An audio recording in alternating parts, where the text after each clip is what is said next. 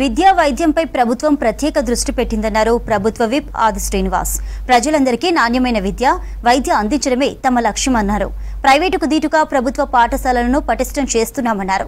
పాఠశాలల్లో మౌలిక వసతులు కల్పించేందుకు అమ్మ ఆదర్శ పాఠశాలల కార్యక్రమాన్ని చేపట్టామన్నారు. త్వరలోనే మెగా డిఎస్సీ నిర్వహిస్తామని చెప్పారు. ఖతలాపూర్లో బడిబాట కార్యక్రమంలో పాల్గొన్నారు ఆది శ్రీనివాస్.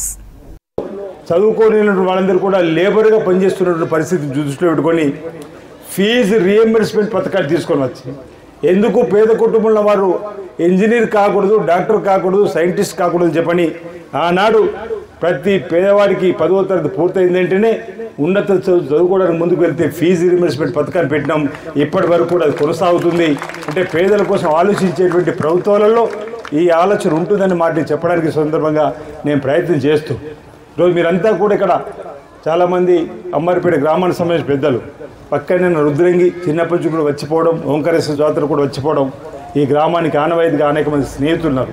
ఈ గ్రామంలో కూడా చక్కటి నాయకత్వం, అంటే రాజకీయాలకు అతీతంగా, పార్టీలకు అతీతంగా సిద్ధాంతాల పరంగా విభేదాలు ఉన్నా మా స్కూల్ అనే వరకు అందరు ఏకమై ఈ స్కూల్లో ఉన్నటువంటి అన్ని ఇబ్బందులను తొలగించడానికి కోసం ఏకమవుతున్నటువంటిది అనేక సందర్భాల్లో కూడా చూసిన